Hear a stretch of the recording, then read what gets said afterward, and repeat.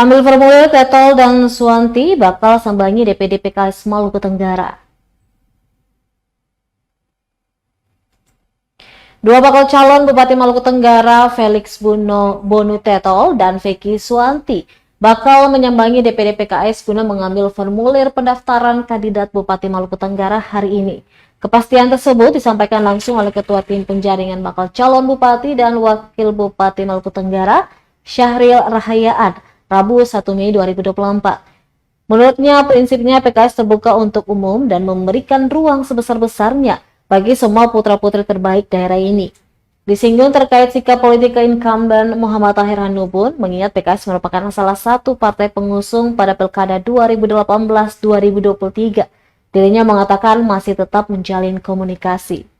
Dikatakan proses pentahapan tim penjaringan akan dilakukan dengan profesional, tidak ada kait-mengait untuk mengerucut ke salah satu bakal calon. 3, 2, 1. Oke, terima kasih. Berikan ruang semuanya untuk berkomunikasi politik kepada calon siapapun dan dengan komunikasi. Download Tribun X sekarang, menghadirkan lokal menjadi Indonesia.